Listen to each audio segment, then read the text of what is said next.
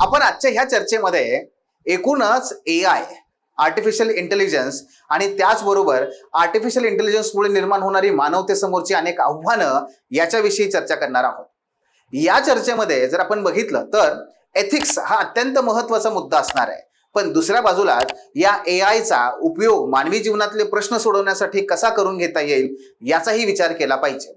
कोणतंही तंत्रज्ञान नव्याने जेव्हा निर्माण होतं तेव्हा मानवाची आतापर्यंतची जी प्रतिक्रिया राहिलेली आहे ती नेहमीच अशा प्रकारची राहिलेली आहे किंवा भीतीची राहिलेली आहे किंवा प्रतिक्रिया देतोय तो प्रतिसाद देत नाही. जेव्हा चाकाचा शोध लागला किंवा त्याच्याही अगोदर अग्नीचा शोध लागला तेव्हा अग्नी पाहून तो आनंदाने टाळ्या वाजवत सगळीकडे सुटला नाही, तर तो भयाने म्हणजे अक्षरशः त्याची त्रेधा त्रिपीट उडून तो घाबरून पळाला. कित्येक दिवस तो त्या ठिकाणी आलाच नाही. पण याच अग्नीमुळे पुढे आपल्याला माहिती आहे की आपल्या संपूर्ण मानवी समाजामध्ये नव्या नव्या ज्योती प्रज्वलित झालेल्या आहेत. आणि याचमुळे काय होतंय की मानवाची, आपल्या सर्वांची नव्या तंत्रज्ञानाबाबत जी प्रतिक्रिया आहे ती प्रतिक्रिया न राहता ती प्रतिसाद राहिली पाहिजे. मित्रांनो, याच परिस्थितीमध्ये आज आपण हा जो विषय ज्या पद्धतीने हा चर्चा करतोय त्याचं मुख्य कारण काय आहे ती म्हणजे या एआय टेक्नॉलॉजीमध्ये सर्वात पुढे असणारा अमेरिका आणि अमेरिकेतली ओपन एआय नावाची ही संस्था सध्या प्रचंड वादामध्ये आहे. सततच वादात असते. आता ती पुन्हा नव्याने वादात आलेली आहे. मागच्यापासून जर काही वाद बघितले तर एआय या क्षेत्रामध्ये मातब्बर असणारी ओपन एआय ह्या कंपनीचा सहसंस्थापक, जे मुख्य संस्थापक आहेत ते सॅम ऑल्टमन आणि त्याचे सहसंस्थापक आहेत ते म्हणजे इल्या सुत्सेक्वर. आता नाव काय, शेवटी रशियन माणूस आहे आणि मग या अशा प्रकारचं जे काही भाषेचं नाव आहे ते आपण सोडून देऊया. पण हा जो इल्या आहे, नाव इल्याच आहे ना तिथे, मग इल्या सुत्सेक्वर जे आहेत हा चीफ को फाउंडर होता या संपूर्ण कंपनीचा, या व्यवस्थेचा. मात्र त्यांनी काय केलं तर त्यांनी एआय सुरक्षा आणि मानवी मूल्यांशी माझी बांधिलकी कंपनीची राहिली नाहीये, सॅमची राहिली नाहीये हे सांगत आता त्यांनी राजीनामा दिलेला आहे. राजीनामा दिला आणि सहसंस्थापकानेच राजीनामा देणं ही काही चांगली गोष्ट नाहीये. हे कुठंतरी काहीतरी त्या व्यवस्थेमध्ये गव्हर्नन्सचे इश्यू आहेत हे आपल्याला दाखवत आहे. तिथल्या शासन कारभाराचे इश्यू आहेत हे आपल्याला दाखवत आहे. दुसऱ्या बाजूला याच ओपन एआय मध्ये एक सुपर अलाइनमेंट टीम होती. ही सुपर अलाइनमेंट टीम जी आहे त्याच्यामध्ये सुद्धा अनेक महत्वाचे शास्त्रज्ञ होते. त्या संपूर्ण टीमलाच याने बरखास्त करून टाकलं सॅम ऑल्टमनने. का बरखास्त केलंय? पुन्हा एकदा या टीमने, या सुपर अलाइनमेंट टीमने काय केलं तर एआय सुरक्षा आणि जबाबदार विकासावर भर द्यायला सुरुवात केली, जे सॅम ऑल्टमनच्या एकूण व्यावसायिक नफ्याच्या आड येत होतं आणि त्यामुळे पुन्हा एकदा त्यांनी हे बरखास्त करून टाकलेलं आहे. ही दुसरी अत्यंत महत्वाची घटना. तिसरी महत्वाची घटना, अनेक संशोधकांनी याच कंपनीमधून राजीनामे दिलेले आहेत, ज्यांची नावं कुलेन ओकिफ असेल, डॅनियल कोकोटॅजेल असेल, ग्रेचेन क्रुगे असेल. ही नावं तुमच्यासाठी फक्त नावच आहेत. एक लक्षात घ्या, ही ओपन एआय किंवा एआय ह्या फील्ड मधली अत्यंत आघाडीची नावं आहेत आणि ह्या सगळ्यांनी जर ह्या ओपन एआय कंपनीमधून राजीनामे दिलेत तर निश्चितपणे त्या प्रत्येकाने या कंपनीच्या नैतिक बाबीवरतीच बोट ठेवून आपला राजीनामा दिलेला आहे. ही कंपनी एआयचा सुरक्षित वापर करत नाहीये असं सांगतच त्यांनी राजीनामे दिलेले आहेत. आणि मित्रांनो, हे खरं ठरलं.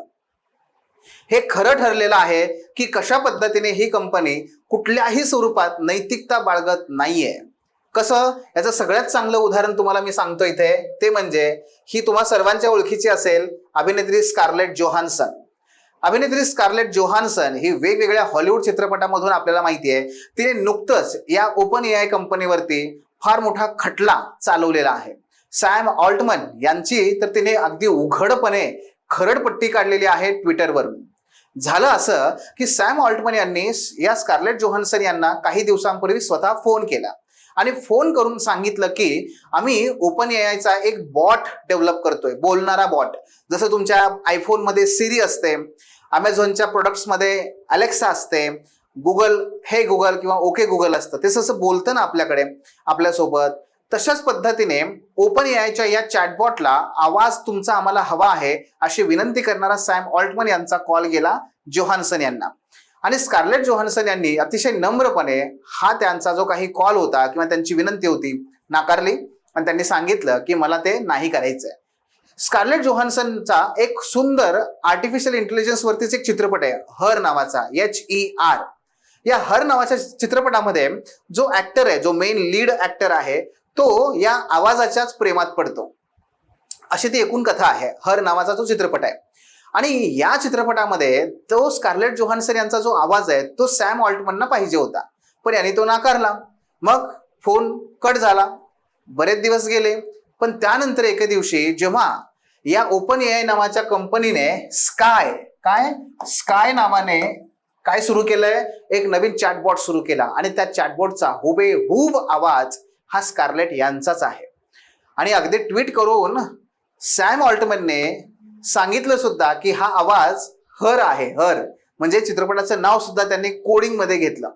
आणि हे सगळं पाहिलं वाचल्यानंतर मात्र यांचा तिळपापड झाला आणि त्यांनी या सॅम ऑल्टमन वरती माझ्या आवाजाची चोरी केल्याबद्दल आणि कुठल्याही प्रकारे माझी विचारणा न केल्याबद्दल, मग ते कॉपीराईटचं असेल, नैतिकतेचे मुद्दे असतील, ह्या सगळे लक्षात घेऊन त्यांनी त्यांच्यावरती केस ठोकलेली आहे.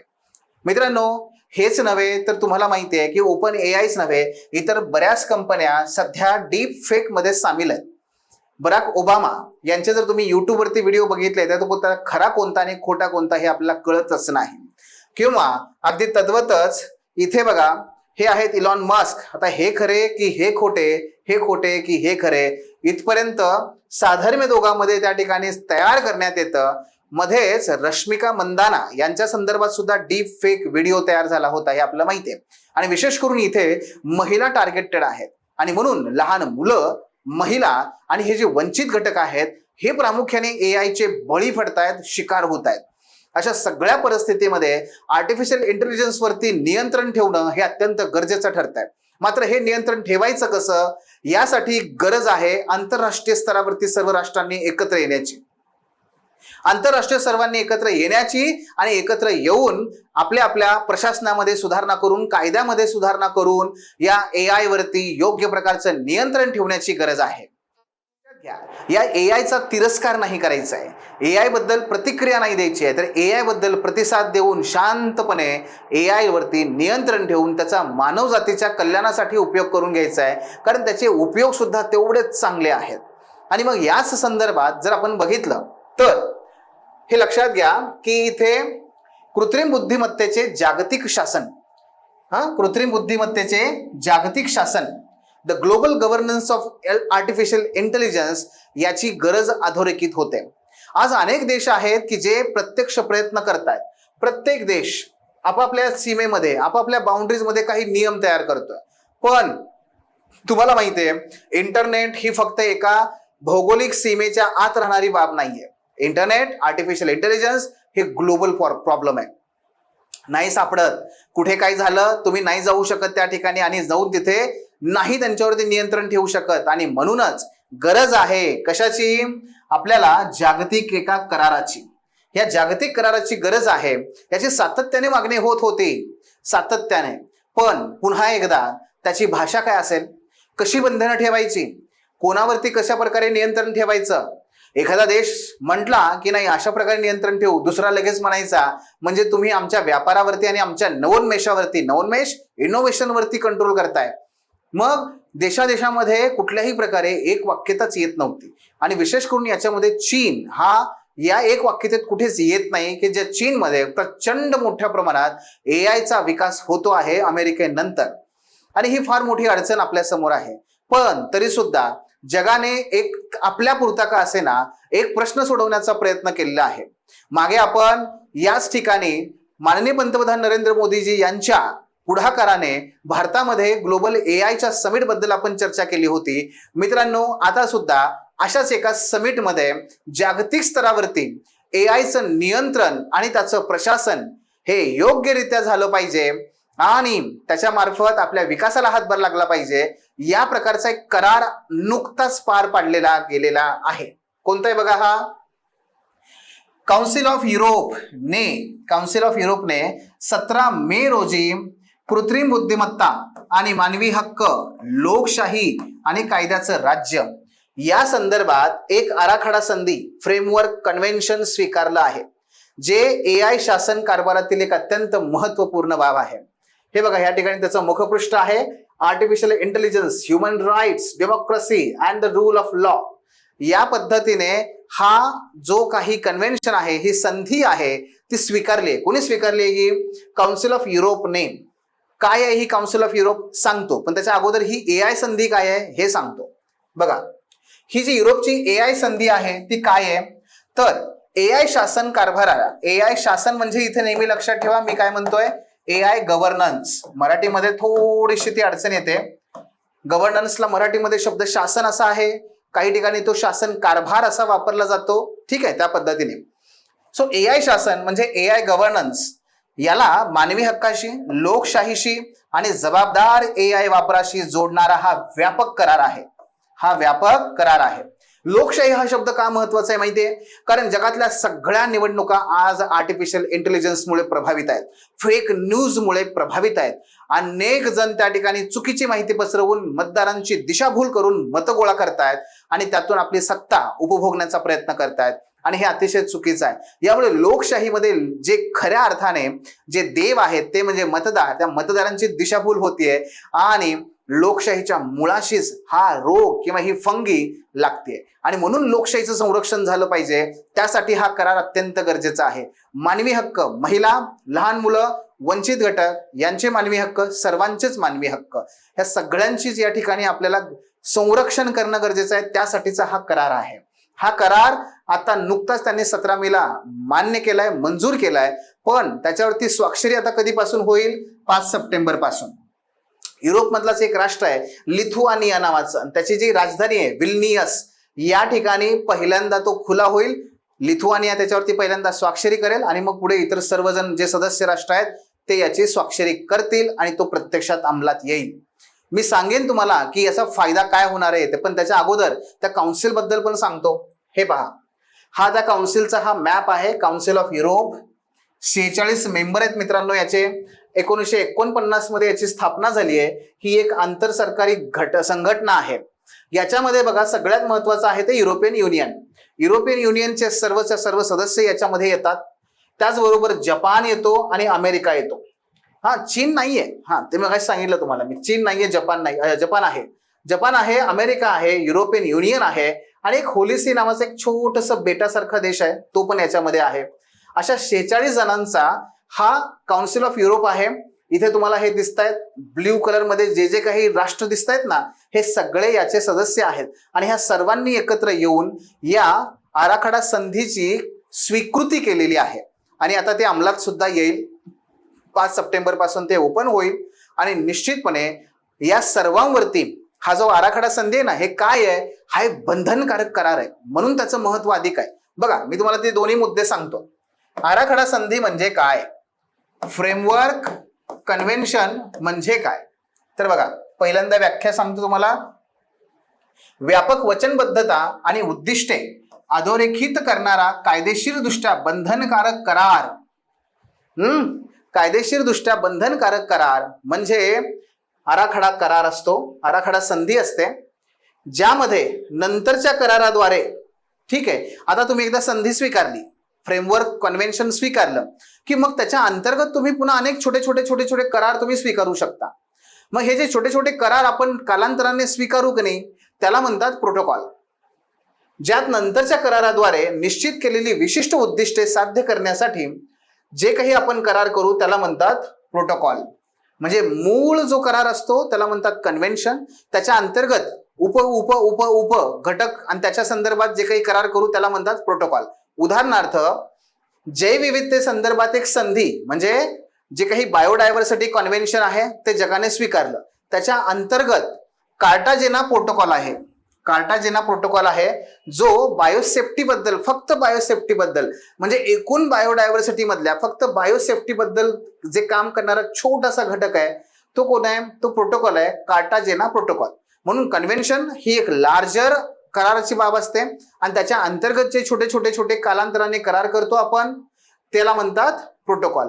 मित्रांनो, आता आपण काय केलंय? कन्व्हेन्शन स्वीकारलाय जो कायदेशीर दृष्ट्या बंधनकारक आहे ह्या सर्व सदस्यांवरती आणि त्यांना त्या देशाच्या एआयच्या दुरुपयोगावरती बंदी, नियंत्रण घालावंच लागेल आणि ही चांगली गोष्ट ठरणार आहे. मग ही जी आराखडा आहे त्या आराखडा संधीची व्याप्ती कशी आहे? काही कलम मी तुम्हाला सांगतो. जेणेकरून तुम्हाला कळेल की नक्की हे काय करतायत, काय करणार आहेत. यातलं कलम क्रमांक 1 त्यांनी काय केलंय, तर त्यांनी एआयच्या सगळ्या ऍक्टिव्हिटीज, क्रियाकलाप म्हणजे ऍक्टिव्हिटी, यांना मानवी हक्क, लोकशाही आणि कायद्याच्या राज्याशी सुसंगत असल्याचे सुनिश्चित करतं. जर समजा एखाद्या देशामध्ये तिथली एआय टेक्नॉलॉजी कंपनी जर लोकशाहीच्या विरोधात काम करत असेल तर त्या राष्ट्राला काय करावं लागेल, त्या कंपनीवर बंधनं घालावीच लागतील. म्हणजे तुम्हाला एक उदाहरण सांगतो. केम्ब्रिज अनालिटिका नावाची एक कंपनी होती जी ब्रिटनची होती आणि तिने डोनाल्ड ट्रम्प जेव्हा राष्ट्राध्यक्ष झाले त्यावेळेस फेसबुकच्या डेटाचा वापर करून फेक न्यूज पसरवल्या. आता केम्ब्रिज अनालिटिका आहे ब्रिटनची, निवडणुका आहेत कुणाच्या, अमेरिकेच्या. मग अशा वेळेस अमेरिका त्या कंपनीवरती नाही ना बंधन टाकू शकत किंवा कारवाई नाही करू शकत. पण मग आता ही कारवाई कोण करायला पाहिजे, ग्रेट ब्रिटन सरकारने. आता अमेरिकेने विनंती केली ग्रेट ब्रिटन सरकारला, ग्रेट ब्रिटन करेलच असं काही नाही. म्हणजे काय, पुन्हा एकदा अमेरिका एवढी महासत्ता असून तिला काहीच करता येत नाही. पण आता काय, अमेरिका सुद्धा, ग्रेट ब्रिटन सुद्धा याचे जर सदस्य असतील, एकत्र असतील तर काय होईल, तर ते ग्रेट ब्रिटनला त्या कंपनीवर कायदेशीर कारवाई करावीच लागेल, कारण आता बंधन आहे. हे सगळ्यात चांगलं झालं या करारानुसार. दुसरं बघा, या कराराने काय केलं, एआयची व्याख्या केली. आणि विशेष करून मराठी माध्यमातले आमचे विद्यार्थी यांना एआयची व्याख्या कळत नाही. ही एआयची व्याख्या आहे, ही लक्षात ठेवा, पाठ करा आणि लक्षात ठेवा. एआय प्रणाली ही एक मशीन आधारित प्रणाली आहे जी स्पष्ट किंवा अंतर्निहित हेतूंसाठी प्राप्त इनपुटवरून, जिला जो आपण डेटा फीड करतो त्याच्यावरून भविष्यवाणी, डेटा म्हणजे सामग्री, शिफारसी म्हणजे सजेशन्स किंवा भौतिक किंवा आभासी वातावरणावर परिणाम करू शकणारे निर्णय यासारखे आउटपुट कसे तयार करावे याचा अंदाज लावते. एखाद्या मानवी प्रज्ञेप्रमाणे ही कृत्रिम बुद्धिमत्ता काम करत असते. हे लक्षात घ्या. ही व्याख्या आहे, ही व्याख्या यांनी केली बरं का, काउन्सिल ऑफ युरोपने त्यांनी केली आहे. याच्या अगोदर युरोपियन युनियनने पण हीच व्याख्या मंजूर केली आहे. त्यामुळे ही जागतिक स्तरावरती मान्य अशी व्याख्या आहे, हे लक्षात घ्या. पुढे कलम क्रमांक 3 याच्यानुसार सार्वजनिक प्राधिकरण म्हणजे सगळे गव्हर्नमेंटचे ऑथॉरिटीज, खाजगी घटक म्हणजे सगळे कॉर्पोरेट सेक्टर, कंपन्या यांच्यासह इतर सर्व प्रकारचे जे एआय संदर्भातले लोक आहेत, प्रक्रिया आहेत, ऍक्टिव्हिटीज आहेत, जर त्याच्यामुळे मानवी हक्कांवरती प्रभाव निर्माण होत असेल, मानवी हक्कांची गळचेपी होत असेल, तर त्याबद्दल सुद्धा आता ह्या सर्व सदस्य राष्ट्रांनी काम करावं लागेल, ऍक्शन घ्यावी लागेल. हे सुद्धा याच्या अंतर्गत आहे.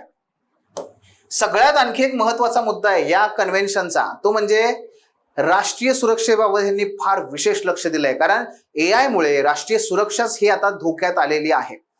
वेगवेगळ्या प्रकारे हे पाहता येईल. जसं रोबोट्स असतील, युद्धामध्ये आता रोबोट्स वापरायला सुरुवात झाली आहे, त्याची चाचपणी रशिया करतोय, अशा अनेक बातम्या आहेत. आणि हे रोबोट्स जर युद्धामध्ये आले, तुम्ही समजू घ्या की काय प्रकारचं वॉरफेअर बदलेल आणि त्या राष्ट्रांचं काय असेल. आणि म्हणून सुद्धा हे काय करतं की खाजगी क्षेत्राला थोडीशी लवचिकता आहे. या कराराअंतर्गत खाजगी क्षेत्रावर फार कडक बंधनं नाहीयेत, थोडी लवचिकता आहे, पण थोडीच लवचिकता आहे. मोस्टली काय आहे, खाजगी क्षेत्राला पूर्णपणे सूट दिलेली नाहीये. एथिक्स सोडून वागायचं नाही, नीतिमत्ता सोडून वागायचं नाही, ट्रान्सपरन्सी बाळगायची, या समाजाप्रती आपण कॉर्पोरेट सोशल रिस्पॉन्सिबिलिटी आहे त्याचं भान ठेवायचं, हे सगळं याच्यात आहे. त्यानंतर कलम क्रमांक 3.2, 3.3, 3.4 राष्ट्रीय सुरक्षा, संशोधन, विकास, चाचणी, राष्ट्रीय संरक्षण. जर एखादं राष्ट्र याबाबत काही काम करत असेल, एआयचा उपयोग करून स्वतःच्या संरक्षणासाठी काही काम करत असेल, संशोधनासाठी काही काम करत असेल, तर त्याला सूट आहे. तुम्ही ते राष्ट्र त्या पद्धतीने त्याच्यावरती काम करू शकतं. त्यानंतर आणखी एक मुद्दा यातला, तो म्हणजे मानवी हक्कांचा आणि कायद्यांच्या राज्याचा. कलम क्रमांक 4 आणि 5 मध्ये मानवी हक्क, लोकशाही प्रक्रियेचं रक्षण करण्यावरती भर देण्यात आला आहे. सदस्य देशांनी चुकीची माहिती आणि डीप फेक यासारख्या गोष्टींचा प्रतिबंध, त्याच्यावरती प्रभाव टाकणं, सामना करणं हे आवश्यक मानलं गेलंय. मित्रांनो, ह्या एकूण जो कन्व्हेन्शन आहे किंवा ह्या सगळ्या बाबी आहेत, हे आपल्यासाठी का महत्वाचं आहे, याचं पहिलं महत्व आहे ते म्हणजे हा करार किंवा ही संधी नवीन हक्क आपल्याला देत नाही, तर ती आहे त्या हक्कांचं संरक्षण करते. मला जीवन जगण्याचा अधिकार आहे, मला माझी राईट टू प्रायव्हसी आहे, मला जर त्या ठिकाणी शिक्षणाचा अधिकार असेल, मला रोजगाराचा अधिकार असेल, तर हे माझे ऑलरेडी अधिकार आहेत. याच अधिकारांचं उल्लंघन एआय द्वारे होऊ नये आणि मला माझ्या हक्कांचं त्या ठिकाणी अबाधित संरक्षण करता यावं यासाठी ही संधी प्रयत्न करते. ही नवीन हक्क देत नाही, आहे त्या हक्कांचं संरक्षण करते. क्रमांक 2, सरकारी जबाबदाऱ्या. या संधीमुळे आता सरकार जे सदस्य राष्ट्र आहेत ऍटलिस्ट त्यांना तर त्यांच्यावरती सरकारी जबाबदाऱ्या सुनिश्चित केल्या की तुमची जबाबदारी काय, त्यातून तुम्ही आता तुमचं अंग काढून घेऊ शकत नाही. ती तुमची आता कायदेशीर जबाबदारी आहे, नैतिक जबाबदारी आहे, तुम्हाला ते करावं लागेल. आणि याचबरोबर जेव्हा ही 46 राष्ट्र एकत्र आली आहेत तर जगाला यांनी संदेश दिलेला आहे, इतर जगातल्या इतर राष्ट्रांना संदेश दिलेला आहे की तुम्ही सुद्धा आता आमच्या बरोबर जर काही उद्या करार करायचे आहेत, वागायचंय, बोलायचंय, याप्रमाणे वागावं लागेल. तो संदेश आहे जगाला. आणि तिसरा मुद्दा, व्यापक दृष्टिकोन.